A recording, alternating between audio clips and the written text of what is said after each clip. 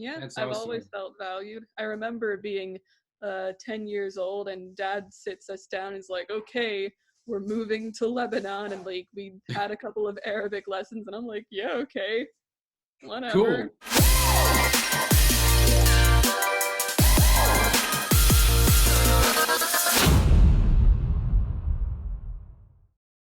All right. Hey, what's up, guys? Welcome to episode 28 of the RLTK PHX podcast. We've got a really special guest for you today, Mr. Chris Todd. I met him on a Facebook group, and you ever meet people on social media and they say things and it really impresses you, and you're like, man, I really want to become this person's friend, and you hope that they're an actual person. That's what you did and not a robot. Yes, I know. You really impressed me. Thank you. Yeah. And so yeah, I just followed him. I admired some of his comments. We became friends, and I really learned about the work that he was doing. Obviously, he's a very pious man, but he's also one of these guys who really kind of puts his money where his mouth is concerning how he lives his life. He's spending time right now with some Syrian refugees, I believe, in the country of Lebanon.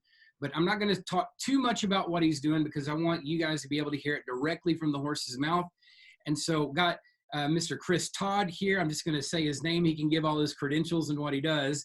And then we've got his daughter, Anna, here as a guest. She's going to give us some commentary a little bit, too, about some of the things that she's seen in the lives of GenZers that they've been working with abroad. I think specifically we're going to focus on some of those Syrian refugees and whatever else she may have experienced or whatever perspective that she has. But anyways, thank you guys so much for being here today.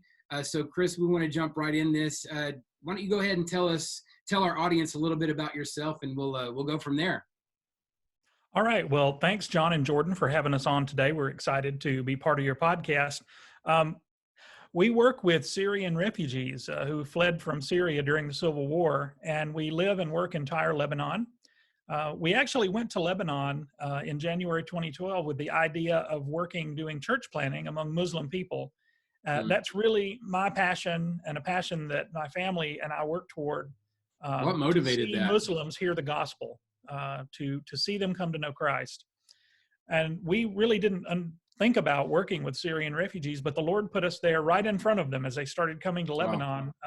From the very beginning, we were involved in a lot of the relief work and aid work with Syrian refugees, things like handing out blankets and food and baby formula and all those sorts of things.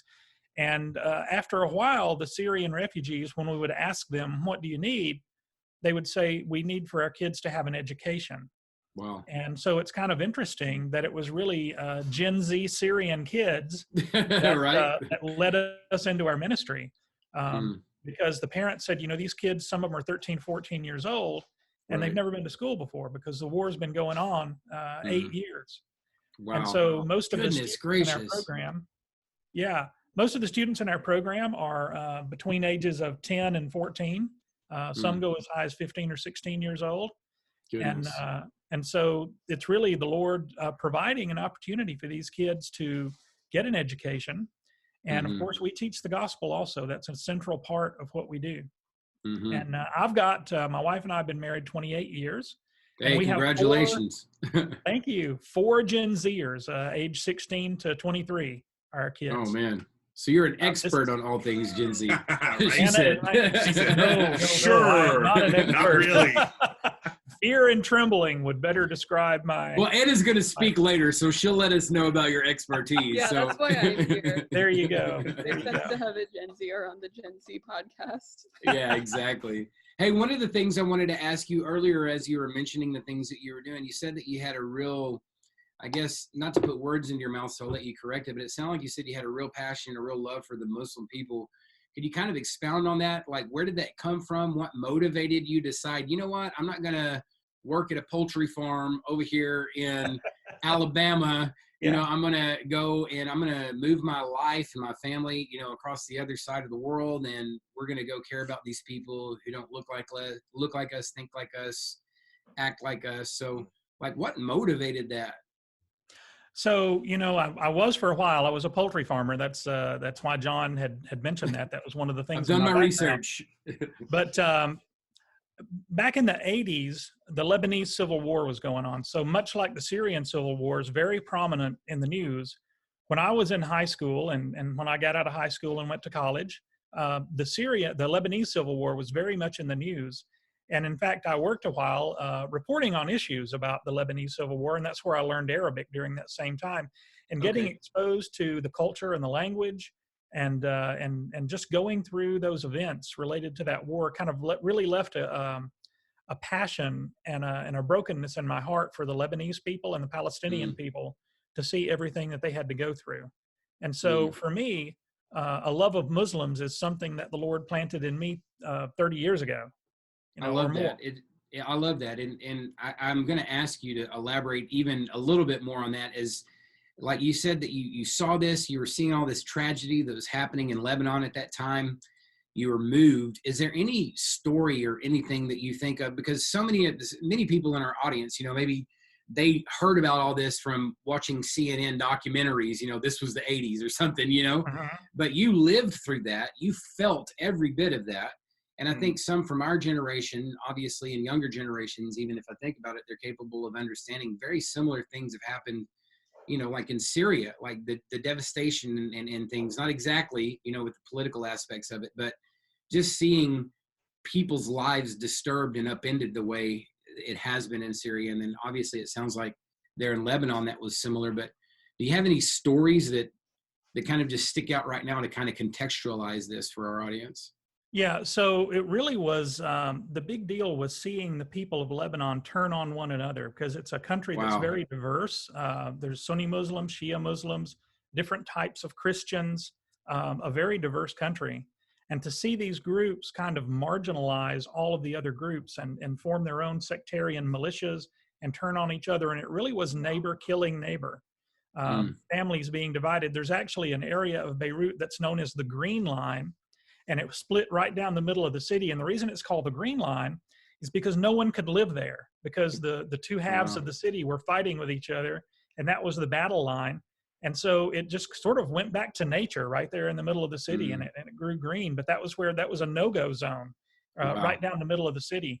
And so it was really just seeing um, all of the reports. And of course, there were some major events like the bombing of the Marine barracks, the U.S. Marine barracks, in 1983, and the embassy, that really brought that home to a lot of Americans. We had sort of ignored it until then, and Mm-hmm. then it kind of forced its way into our reality, and we began seeing on television and reading in radio reports about the daily loss of life that was going on there. Man. So you were just really feeling that mostly from just watching things on the news and following it on the media? Yeah, I mean, it was big in the 80s, just like the Syrian civil war is now. Right. And I think about it for Gen Zers, obviously, you're being moved so deeply, and the only medium you had in the 80s was a television and newspaper, some magazines. So, Yeah, this is from the pre-internet days. right. It's hard to believe that there was a world before the internet, but there was. And my kids Yeah. sometimes laugh at me when I tell them stories of our primitive ways, but it was a lot of CNN, reading magazines, that sort of thing. Yeah. And obviously with Gen Zers, I think that they're so obviously with you, you had one source of mass media really coming at you at that time, and that was impacting you. But it makes me think about Gen Zers who have obviously still mass media and print publications, but they also have their phone. They have the internet, Yes. and you just get constantly inundated by how terrible the world is and all of these tragedies. It can feel kind of overwhelming. Having said that, Anna, just wanted to kind of get your take on some of this. Obviously, you've seen your dad; he's carried this burden, and sometimes when we carry burdens, it's not just us that carries the burden, but it's our families.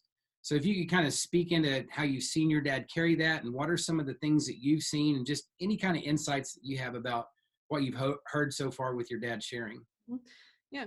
Well, as far as just watching dad kind of leading us through living in Lebanon and ministry and the whole kind of thing, I've admired him so much for it, honestly. He has never been like, I've never felt unsafe or unloved. It always felt like we were a priority, even when he had so much going on with ministry and running the school. Um, I was there for kind of the beginnings of the school program that we started doing, but It really kicked off after I left, unfortunately. So I only have secondhand accounts of the education program, which is his big thing right now. But before that, when we were still doing church planting, he was so busy all the time with so many things. I think the church we had going on at that time, we had like 500 500 people attending that busy. church. And yeah, it was very overwhelming, but he always kept his cool. If he got frustrated, I never saw it, which I think that means he handled it really well. But being a part of that, I tried to help out where I could, obviously, handing out blankets, or just, I did Sunday school a lot with the kids back when we were doing the church planting. When we started doing school, I went and volunteered. I helped teach English for a little bit. It was mostly just reading out of an English textbook, and the kids would repeat after me, but it was really nice. It was fun. I think the way it maybe impacted me is, so there's like the third culture kid kind of dilemma I've got going on. So that really hit me when I moved back to America to do high school. For my senior year of high school, I moved out of the house early, and I stayed in my aunt's basement that year, and I went to a little It's a nice basement, okay? It was a really good basement. I loved that basement so much. It had like a little kitchen down there. It was really nice. Anyways, yeah. So that was weird having to adapt back to America. It was a little hick Southern school. I made some really good friends there, but it was so different. But Tell them about the days where you had a different competition each day. Like the one was the cleanest truck. You remember that? Yeah, it was school spirit. So I think they had the wildest events. There was the muddiest truck contest. There was the frog gigging day, and I'd never heard of frog gigging before. And they were like, "Yeah, never heard of frog gigging? Marshes, and we get a point." Oh man, you haven't lived till you've gone frog gigging at midnight with a spotlight. It was a school-sponsored event. That's the thing that threw me. It was a school-sponsored event. Yeah, we had it.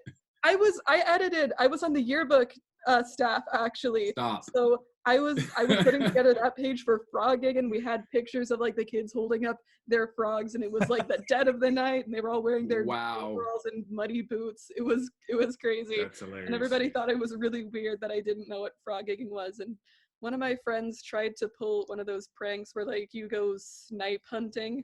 Just like, did you get tricked? No, I okay, didn't. Good. I'm scared of the dark, so I wasn't gonna go in the first place. That's awesome. Yeah. My favorite, I think, was drive your tractor to school day. Wow. Drive your tractor to school. Yeah. Hey, so Anna, I have a question for you.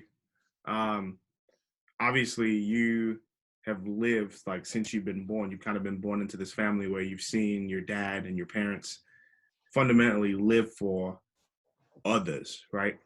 Mm-hmm. They've lived their lives in a way that said, I'm going to give myself for the sake of other people. And so how do you feel that's impacted your view on life, the world, like what you want to do with your life? And then like, how has that impacted your view perhaps of your own generation? Mm-hmm. Yeah. Well, personally for me, seeing dad and my mom dedicate their lives to other people, I think that has reflected on my values. I've always kind of considered myself a very service-oriented person. I've always like felt uncomfortable like being in charge and like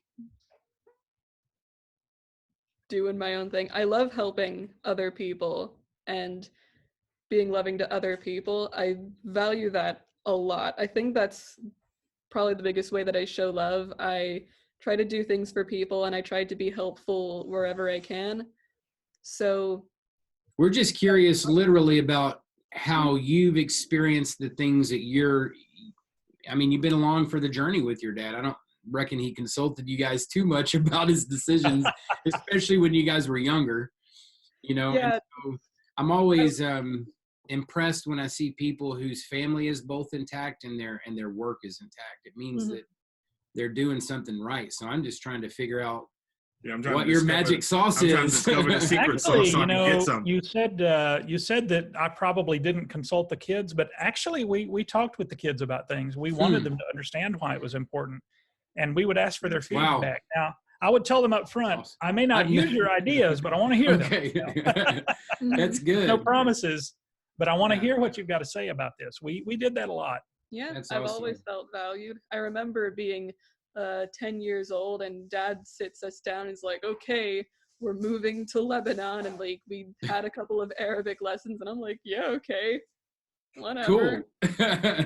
It was weird having I mean, yeah, of course it was upsetting to have to like kind of leave all my friends behind, but we could text. I adjusted to it pretty well, I think. That first year was a weird year. We were getting to know Lebanon and figure out how to function there, but I mean, I made friends. I figured it out. So ultimately I don't have a problem with how dad handled it.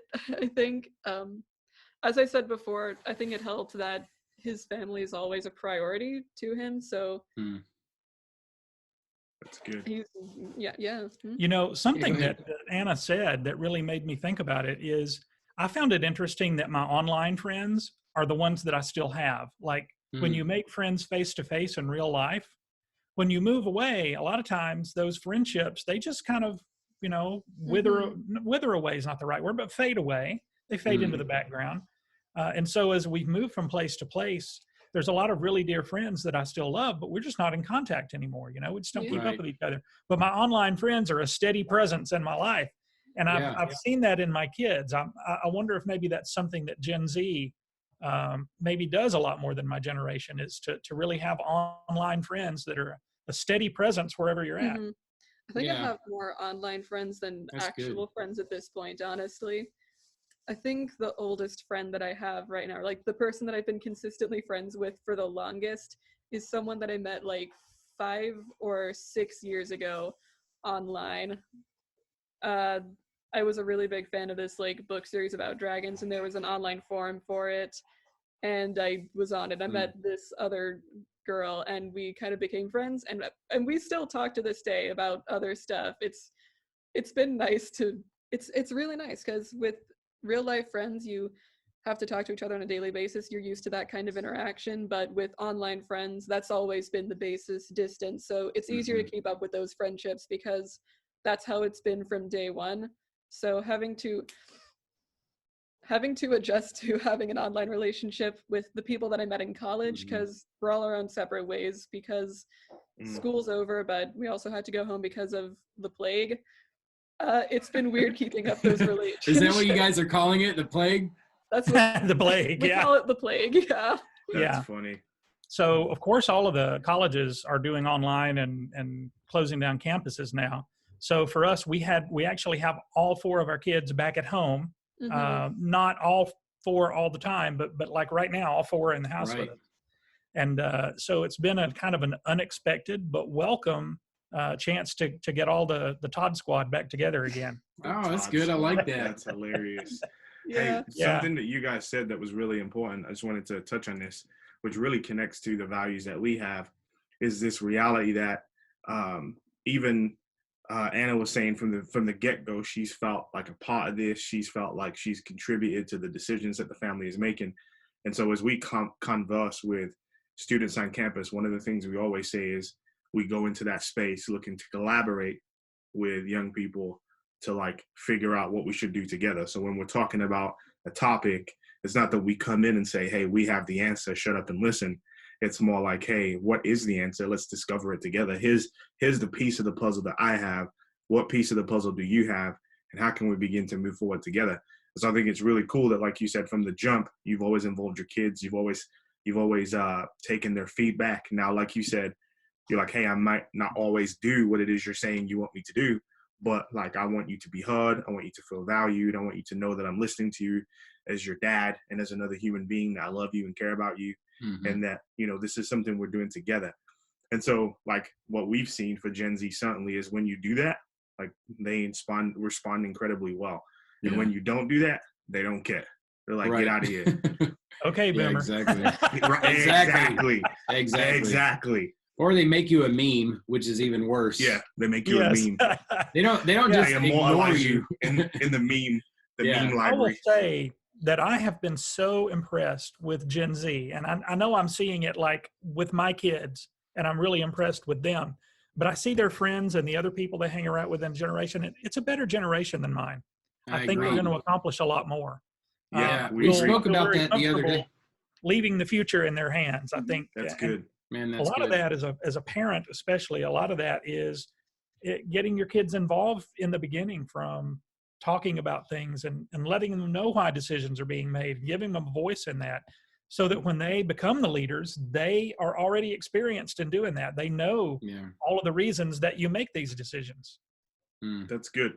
Quick question on that, because you're hitting on some a really important point. Because I think amongst the older generation, there's a lot of fear and trepidation concerning handing off responsibility to young people. I mean, me as a millennial, I'm 30, right? I experienced that people didn't want to hand the reins over to me. And so I think Gen Z is going to experience less of the same thing, because they're like, we're not going to wait for you to hand us the reins. We're just going to take the reins, or we're going to create our own reins. Well, they don't have to and wait. leave you behind. But Yeah. so what would you say as somebody who's older and wiser to older and wiser people concerning that fear and trepidation about handing stuff over to young people and really involving them the same way that you've involved your family? Yeah. So I would say, I'm a Gen Xer, I guess, or maybe even a baby buster. I don't know how that pans out, but to those who are even a little older than I am, I would say, what we have to realize is that every generation has always been afraid to hand the reins over to the next generation. Our parents, those of us who are my age, our parents were terrified at the fact that we might someday be running things. Right. I was reading some quotes from a Roman philosopher. I can't remember his name. I should have looked it up ahead of time. But he was talking about how horrible the younger generation was, and how the future could not be left in their hands, and how they were just a bunch of drunks and lazy ne'er-do-well. Right. This is 2,000 years ago. Right. And so Wow. this is just a part of human nature. So I would Yeah. say you just have to, if you believe that God is sovereign, if you believe that, then believe that the next generation can't mess things up. Yeah, that's good. They can't overcome a sovereign God. Yeah. Well, having said that, in God's sovereignty, I know that you've seen quite a bit of tragedy, at least among the people that you're working with. And that's something I really want our audience to be able to hear and kind of feel, either through your testimonies or your stories about what I'd like you to share. But I know that you were motivated in the 80s by what you saw in Lebanon, and you've been doing that work for, I would say, the past 2 decades, right? Or 3 or more? Well, I started pastoring in 2003. So I guess that's how long I've been working. But we actually got to Lebanon. But this burden's been there. Yeah. We got to Lebanon in January of 2012. So we've been there a little over 8 years. Yeah. Okay. So tell us a little bit about what's going on right now in Lebanon, what you're seeing, what the condition of the people there is like, reasons for hope, reasons for disappointment. What are some things that are going on there? And then we'll ask a little bit about what Gen Zers are experiencing right now over there. Yeah, things are really rough right now in Lebanon, rougher than other places in the world, because you've got several things going on at once. The first one is all of the Syrian refugees were already living on the margins, and they came with nothing. A lot of them fled with just the clothes on their back from their homes. They've all suffered trauma. They've lost an arm or a leg or a husband or a wife or children, job, home, all of the things that really give us that kind of stability and comfort in life. That's all gone for them. And so they came to Lebanon already suffering. There's been an economic collapse in Lebanon. The Lebanese currency is down now to about a third of its value, and that's in the course of less than a year. That's crazy. So imagine that the price of everything tripled. That's really what the refugees are facing now on top of that. And then also now the coronavirus has come. And of course, Lebanon has responded a little differently than some other countries. They've actually been really proactive in social distancing and shutting down a lot of things in public. So their losses have been low. It's actually, and so the reaction to the coronavirus is the thing that's really in the economy slowing things down. But they have really lowered their infection rate and their loss of life. but at the price of, for example, having curfews. You can't even go out at night. Grocery stores open from 8 to 5. You have to have a reason to be on the street. You have to be going to the pharmacy or the grocery store or the doctor. Right. Cars drive on odd numbered or even numbered days depending on their license plate. Wow. And so they've just taken a lot of shutting down the airport. It's only got one airport. It's a small country. Shutting down the buses. So there's just a lot of things they've done to cope with this. And that has created a hardship on everyone. It's not an easy thing to do, to shut down the infrastructure of the country that way. Yeah, absolutely. And especially for people like yourself who are working in those countries with people who are already suffering, like the suffering becomes amplified, then you really can't do much about it, except for things like we're doing right now, communicating with the tools that we have. And so how's that going right now? Is the communication going well with the people that you're working with over there? Tell us a little bit about that. It is. We actually communicate a lot with WhatsApp. I don't know if y'all are familiar with that. Yeah. But it's the way the third world communicates. Yeah. Everybody uses WhatsApp.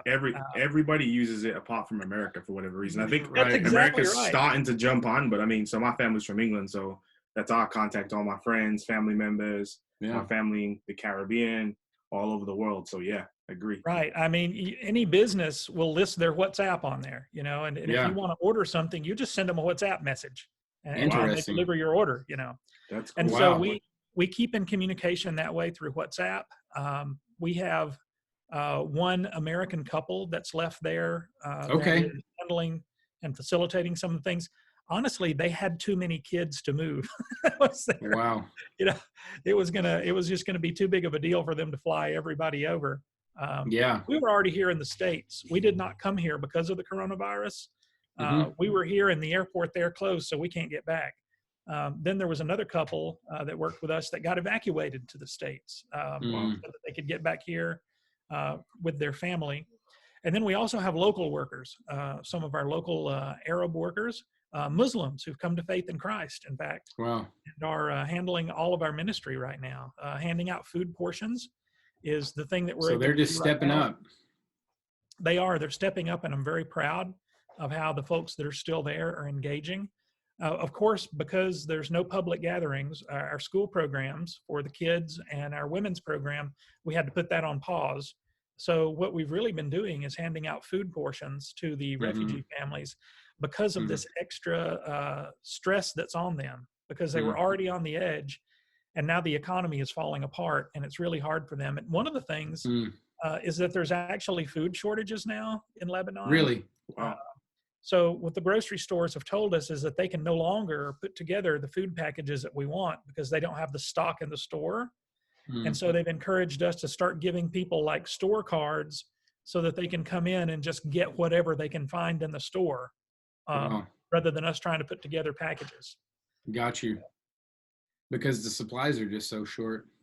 Yeah, it's part of that is because of the collapse of the Lebanese economy and the collapse of the Lebanese lira. Because Lebanon is a small country, it imports everything. So anything that's not an orange or a banana is imported to Lebanon. And so any canned food, anything like that is imported from abroad, even things like rice. And so all of those things are bought in dollars. So when the Lebanese currency collapsed, all of those things became much more expensive because they're bought in dollars and then they have to sell it to the Lebanese people in the lira. So they just had to raise their prices through the roof. Man. So there's obviously I'm thinking about the things that are happening here in the States and we're being impacted, but, hearing about things that are happening in countries like Lebanon where they're, the country's so small and they depend on all that. It's like, it really puts our suffering into perspective. And one of the things I wanted to hit on a little bit as well, obviously our podcast is about Gen Z, all things Gen Z. What are you seeing with the Gen Zers there? What's the attitude? Are they pretty much picking up on the same stuff that their parents have gone through, or have their parents been able to preserve a sense of hope inside of them concerning everything they've gone through? Like, what are you seeing? I think that Anna can speak into that as well. Gen Z, some of your friends in Lebanon, things you've seen.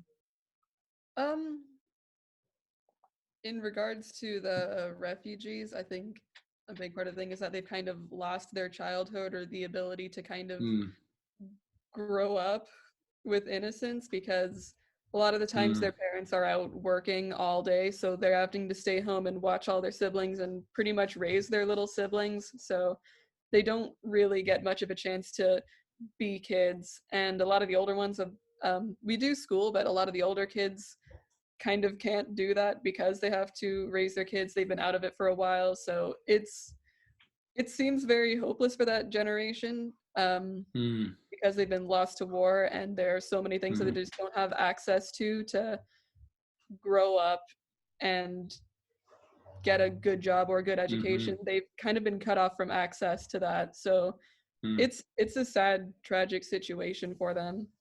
Yeah. Yeah. How do you see that among them? Do you see that like they realize that about themselves, or is that your perspective on them?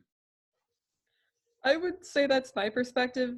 Again, it's been 3 years since I've been in the country. My little sister Olivia probably would have a better perspective on this, but she's out Yeah. working at a food pantry right now. Hey, So I was the that's next Gen best. Z for you. Yeah. Yeah. Yeah. Yeah.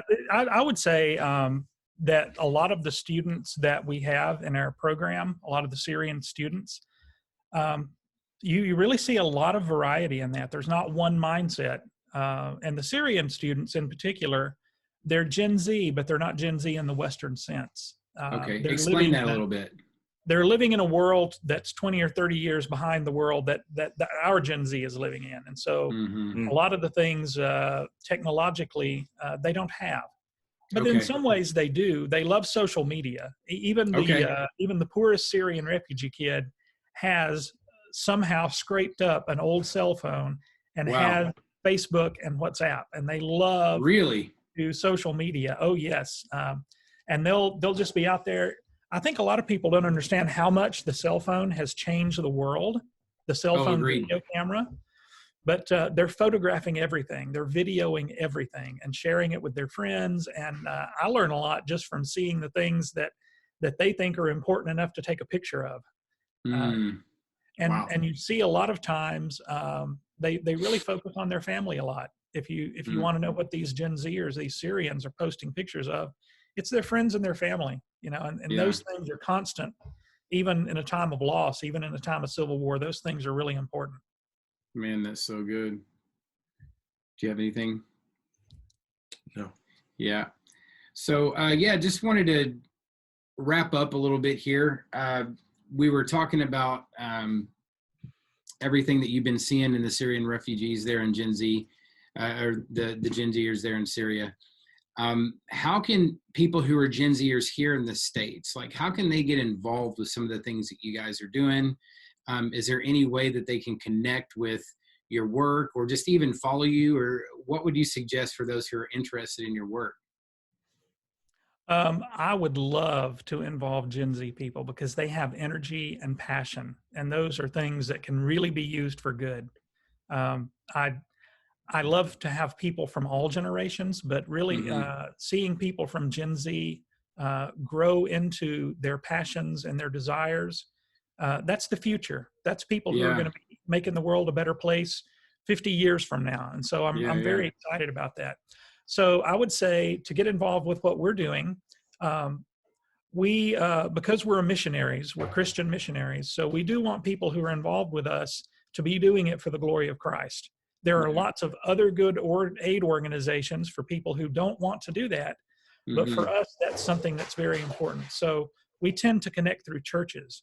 So Mm-hmm. I would say to any Gen Zers who are interested in participating in what we're doing, get in contact with me and let's work with your church to try to Mm-hmm. find a way for you to come and spend some time with us on the ground in Tyre. Yeah. We love to have young people come. It's actually, for the parents, it's a safe place. It's not Right. a scary, dangerous place, okay? But there's a lot of adventure there too. There's a lot to see Yeah, and a for lot to sure. do. But I've always felt comfortable with my family there, with my kids Mm-hmm.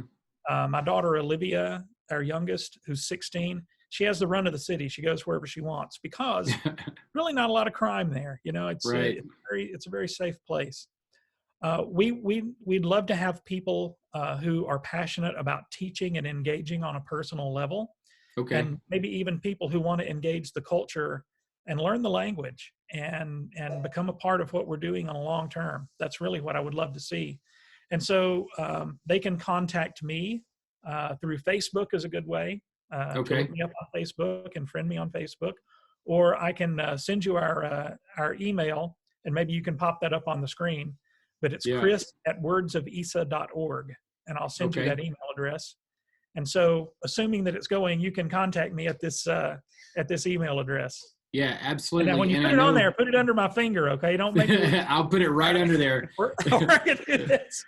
And I know that you also have a Facebook group that shows some of the work that you're doing there. Now, tell us a little bit about that. Can anyone find your group on Facebook?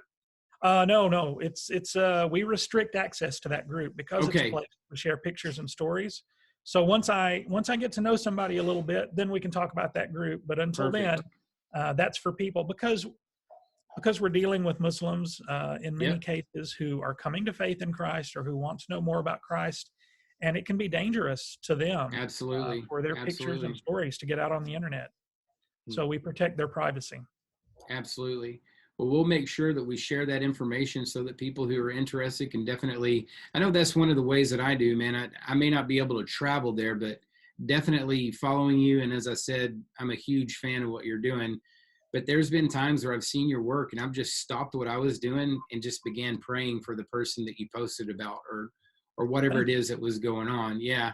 And I think there's probably quite a few other, Gen Zers out there, people maybe Gen X or millennials. I guess millennials care about things other than themselves occasionally. But Millennials are welcome too. but yeah, I think it makes sense. Obviously, people who want to build a relationship with you get contacted. And then if they find their way into your group, there's definitely people out there that I know would love to support the work you're doing. Man, we appreciate having you today on the podcast. All right. Thanks for having us on. I've really enjoyed Gordon and John getting to talk to you guys and hearing a little bit about you. And just, I just want to see, I want to see Jesus glorified in this generation. Mm-hmm. I love this generation, and I just want to see them lifting up the name of Jesus. Yeah, we feel the same way, man. Awesome. Anna, we thank you so much for being in here and sharing your views and the things that you've been seeing with your dad's work and yourself. Obviously, we just want to wish you good luck. And your school, is it Lee University you say that you're in? Yeah, Lee University in Cleveland, Tennessee, not Ohio. Okay, all right. Thank you so much. We hope that we appreciate it. We hope that everything opens back up with the schools. I know that a lot of people right now, especially college students here in the West, the United States, are just kind of freaking out about what's going to happen next. So we just wish you all the best and God's favor and all that. Mm-hmm. All right. Thank you. All right. Do you have anything? Episode 28. Yep. In the books. Thank you guys so much. RLTKPHX Real Talk Phoenix Podcast, Instagram, Twitter, Facebook, LinkedIn, YouTube, RLTKPHX. This is the beginning of the conversation, not the end. Hopefully this was helpful to you. You got questions, comments, post them. We'll get them to Chris if we need to. We love you guys. We'll talk to you soon. Peace. Peace out.